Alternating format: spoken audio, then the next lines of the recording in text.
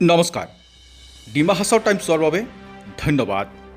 আজি হাফলঙত অতিৰিক্ত আৰক্ষী অধীক্ষক ফাৰুক আহমেদে এক সংবাদমেলৰ আয়োজন কৰে।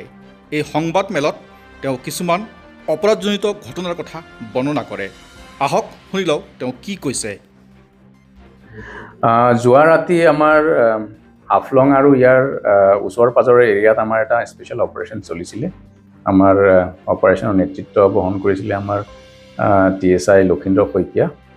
আৰু অপাৰেশ্যনত আমি গোটেই ৰাতি হাফলঙত আৰু ইয়াৰ ওচৰ পাজৰ এৰিয়াৰ পৰা 8খন আমি বাইক ৰিকভাৰ কৰিছোঁ আৰু 7জনকৈ আমি মাইনাৰ হয় তেওঁলোকক আমি এপ্ৰিহেণ্ড কৰিছোঁ। আৰু এখন বাইক চুৰি কৰাৰ সময়ত আমি হাতেলোতে এজনক এপ্ৰিহেণ্ড কৰিছোঁ। তো এতিয়ালৈকে এই সংক্ৰান্তে এটা কেছ ৰেজিষ্টাৰ কৰা হৈছে হাফলং পুলিচ ষ্টেচনত। কেছটো হ'ল 65/2024 আণ্ডাৰ ছেকশ্যন 61(2) 303 ছাবছেকশ্যন 2 ভাৰতীয় ন্যায় সংহিতা। আৰু ইনকুৱাৰী চলি আছে। আজি আমি মানুহখিনি JJBত প্ৰডিউচ কৰিম আৰু ইনকুৱাৰীৰ পিছত আমি যিখিনি আইনগত ব্যৱস্থা ল'ব লাগে সেইখিনি ল'ম।